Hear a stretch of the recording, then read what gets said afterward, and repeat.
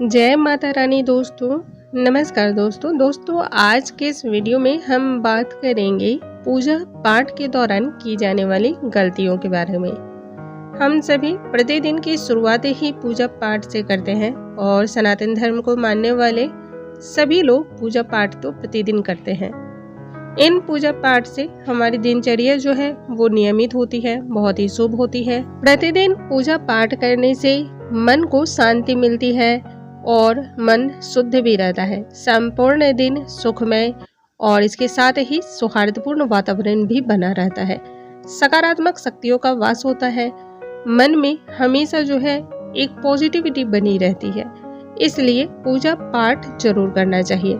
पूजा पाठ करने से घर में जिस भी कार्य को आप करने की सोच रहे हैं या फिर जिस काम की शुरुआत आप करना चाहते हो और चाहते हो कि उसमें आपको सफलता मिले, तो वो भी आपकी पूर्ण होती है।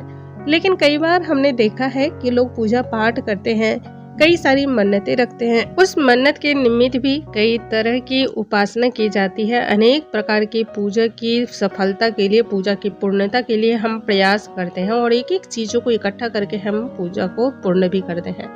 किसी भी प्रकार की गलती ना हो, इसका हम पूरी तरीके से ध्यान रखते हैं।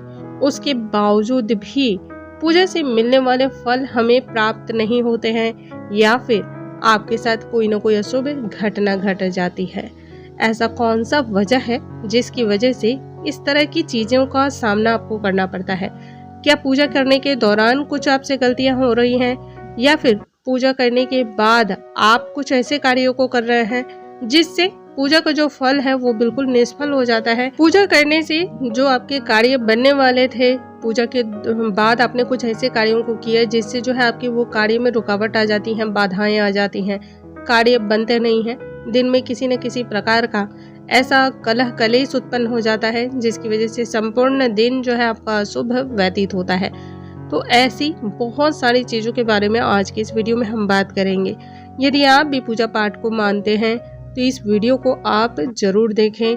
पूजा पाठ करने के तुरंत बाद इन कार्यों को भूल से भी नहीं करना चाहिए। आइए वीडियो को हम स्टार्ट करते हैं। नमस्कार दोस्तों, कैसे हैं आप सभी? उम्मीद करती हूँ आप सभी स्वस्थ होंगे, सुरक्षित होंगे और आप सभी को उत्तम भविष्य की कामना करते हुए आज का ये वीडियो स्टार्ट करती हूँ। दोस्तों, सबसे पहले जो है वो बात करूंगी मैं पूजा के दीपक के बारे में। पूजा में जो हम दीपक का इस्तेमाल किए करते हैं, पूजा को पूर्ण बनाने में दीपक का अहम रोल होता है। दीपक को पूजा का साक्षी माना जाता है। कहते हैं यदि आपने दीपक जलाकर पूजा की है तो भगवान के पास आपकी बातें निर्विघ्न पहुंचती हैं, किसी भी प्रकार की बाधा नहीं उत्पन्न होती है।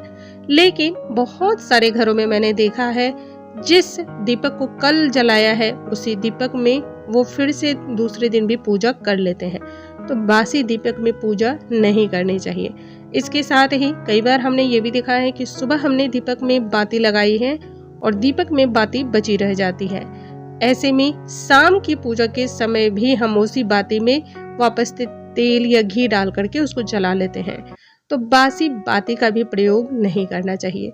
यदि आप इस तरह की गलती करते हो तो इसे बंद कर दें, क्योंकि माना जाता है इससे कुल का नाश होता है।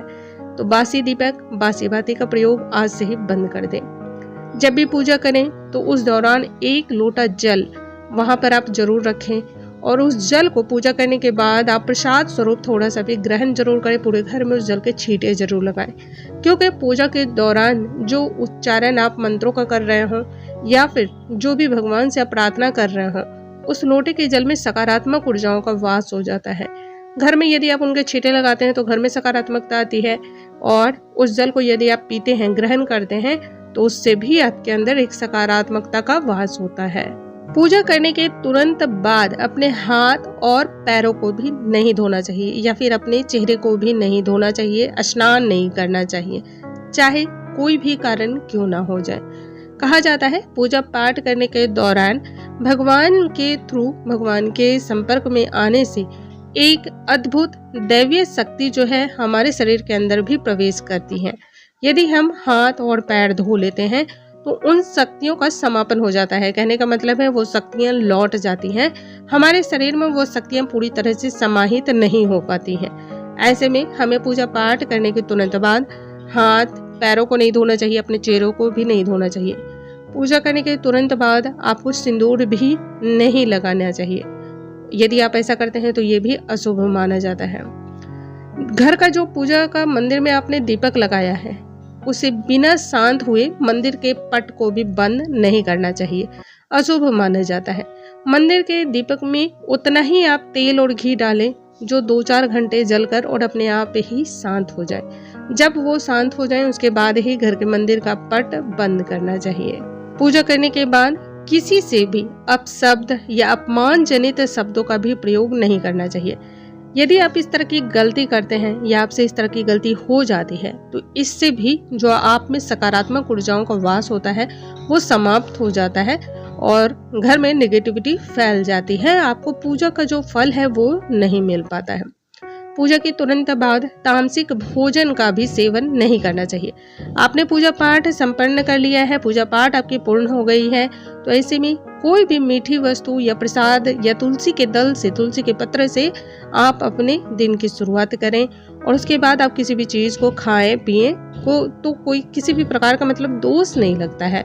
पूजा करने के तुरंत बाद किसी को कोई भी वस्तु अथवा जल देने से बचना चाहिए। यदि आप पूजा करने के तुरंत बाद किसी को भी जल देते हैं या फिर किसी भी वस्तु का आदान प्रदान करते हैं तो इससे ऊर्जा का स्थानांतरण होता है, तो इस कार्य को भी करने से बचना चाहिए। कम से कम आप ऐसी कोशिश करें कि पूजा करने के 10 से 15 मिनट बाद ही आप इन सभी कार्यों को करें।